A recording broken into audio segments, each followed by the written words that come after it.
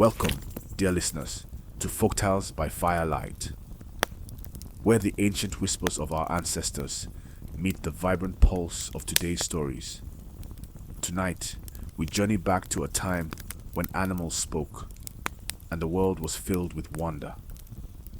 Prepare to be enchanted by a timeless tale that explains a most peculiar thing. Have you ever wondered why that tiny, buzzing insect insists on whispering secrets right into your ear, even when you're just trying to enjoy a peaceful evening? Well, pull up a stool, gather round, and let us unveil the ancient truth of why mosquitoes buzz in people's ears.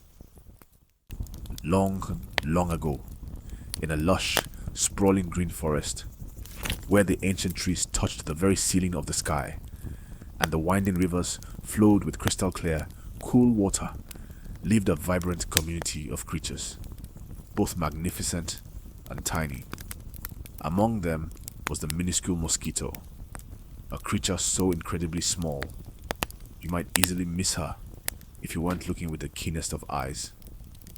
Now, this mosquito, despite her almost invisible stature, possessed a remarkably large ego and an even larger habit of telling everyone, and I mean everyone, about absolutely everything she had seen, whether they wished to hear it or not.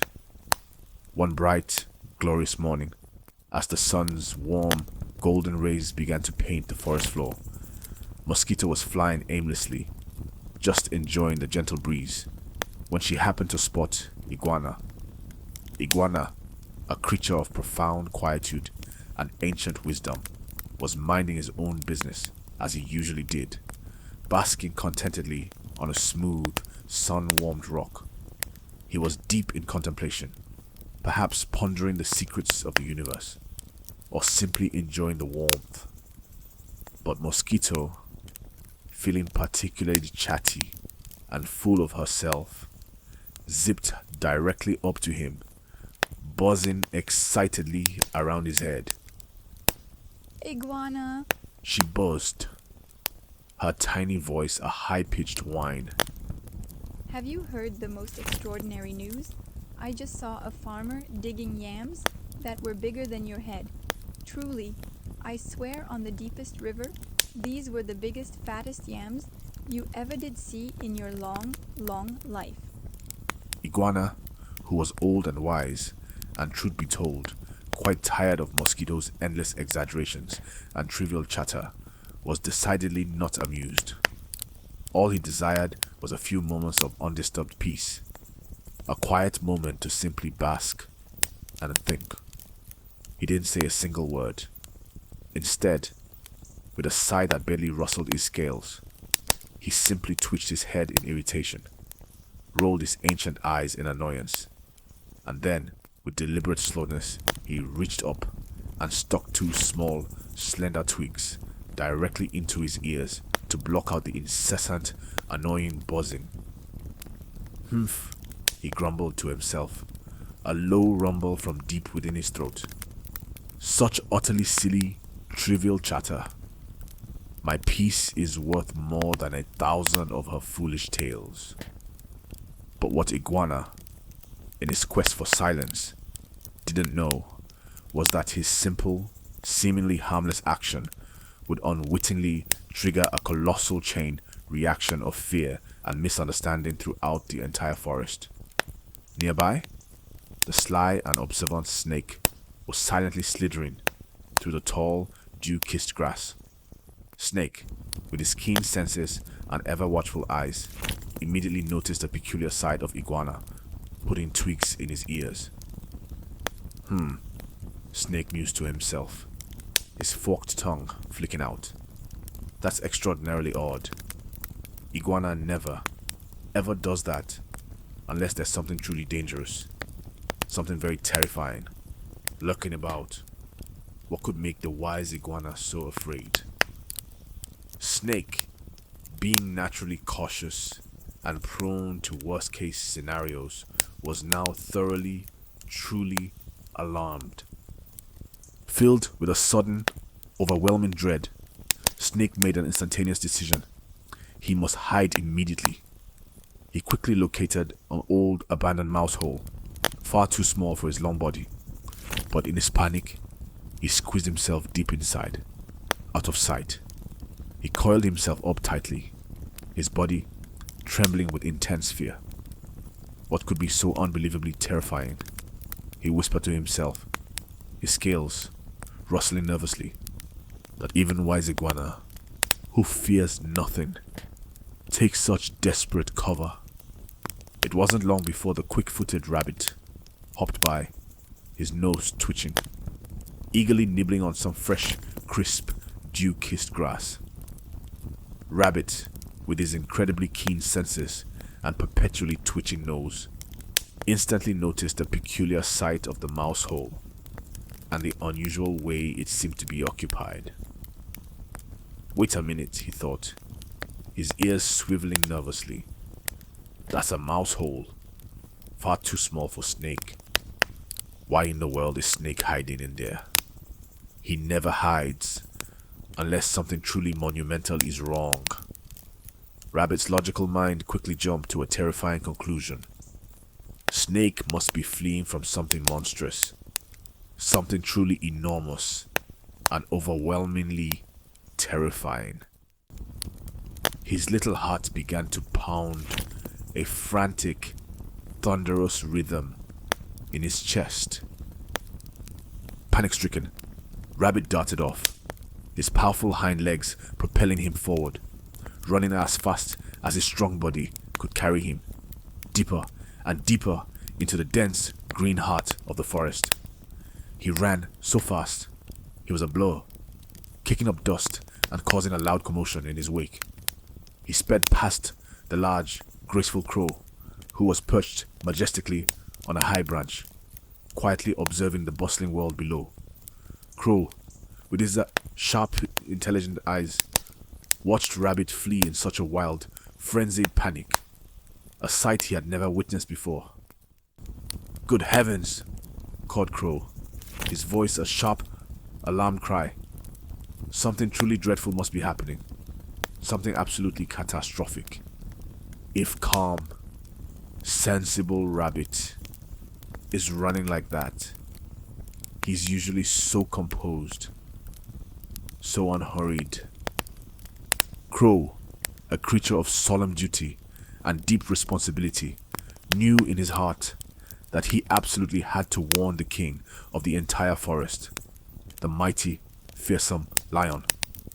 With a powerful beat of his black wings, he soared into the sky, flying swiftly and urgently towards the rocky den, where Lion was usually found resting in his royal slumber. "Caw, caw, your majesty, your majesty," Crow shrieked, landing breathlessly before the enormous, sleeping lion, his feathers ruffled with effort. "There's great danger, a terrible threat. Rabbit is running wild in sheer terror. Snake is hidden deep within a tiny hole. And iguana, the wise iguana, has put sticks in his ears. Something truly awful has happened, and it threatens every single one of us in your kingdom." Lion, jolted awake from his peaceful morning slumber by the urgent, frantic alarm, roared in booming fury. "What?" he bellowed, his voice shaking the very ground. "My peaceful forest, my beloved kingdom, is in danger? Who dares to threaten my domain? Who has brought such fear and chaos into my lands?" Lion, quick to anger and fiercely protective of his subjects, immediately assumed the absolute worst. He let out another mighty, earth-shattering roar that shook the very leaves on the trees, a thunderous sound that echoed through the entire forest. It was a roar that signaled his immense rage, his unwavering power, and his absolute intent to find and punish the ultimate cause of this great, unsettling panic. The entire forest literally trembled. All the animals scattered, terrified beyond measure by the sheer power and wrath of the lion. They knew from long experience that when Lion was consumed by anger, reason often abandoned him entirely. His furious roar echoed through every single tree, reaching the ears of wise old Mother Owl, who was nestled high in her ancient tree, her golden eyes calmly watching the entire unfolding chaos below. Mother Owl, who had witnessed countless seasons come and go, and countless misunderstandings unfold, possessed a calming, steady presence that even the enraged lion respected. She flew down, gliding silently and gracefully through the air, landing softly beside the still fuming lion. My king! She hooted softly, her voice a soothing balm amidst the uproar. Why this great anger? Why this terrible commotion? What truly has caused such a widespread panic in your kingdom? Lion, still seething with righteous indignation, explained everything Crow had told him. Rabbit is running scared. Snake is hidden. Iguana has sticks in his ears. There is a great unknown danger lurking, and I must find who caused this pervasive fear. Mother Owl listened patiently, her wise ancient eyes blinking slowly, taking in every detail. Let us find out the absolute truth, my king, one by one, from each creature, before you act in such haste, she advised, her voice gentle yet firm. And so, the animals were called forth, trembling in trepidation, to explain their individual parts in the unfolding, baffling mystery. First they found Rabbit, still twitching nervously. "Why did you run, Rabbit?" asked Lion, his voice a low rumble. Rabbit stammered, his words tumbling out in a rush. "Oh, your majesty, I saw Snake hiding in a tiny mouse hole. I thought he was running from something truly terrible, something unspeakable." Then they found Snake, coiled tightly, still shaking. "Why did you hide, Snake?" demanded Lion. Snake trembled, his scales rustling. "Oh, king, I saw Iguana put sticks in his ears. I thought there was something extremely dangerous, something deadly, in the forest that he was fleeing from." Finally, they found Iguana, who slowly and with a weary sigh removed the twigs from his ears. "Iguana!" roared Leon, his voice still booming. "Why did you put sticks in your ears? And what danger, pray tell, were you running from?" Iguana blinked, utterly puzzled by the commotion. "Danger? I saw no danger, your majesty.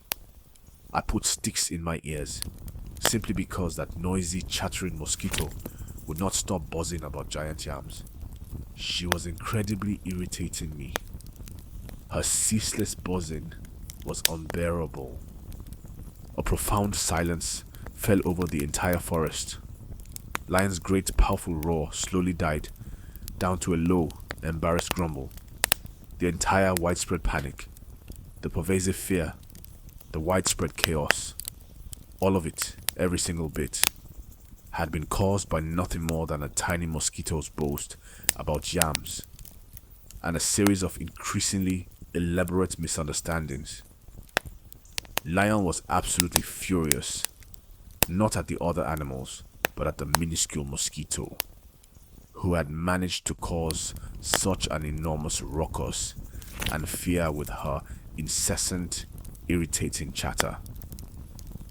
Lion, having lost his peaceful morning nap and his royal temper, declared with a booming voice that resonated through the trees, "Mosquito, you have caused great trouble and widespread fear in my forest, for your endless annoying chatter, for your trivial tales that sow panic.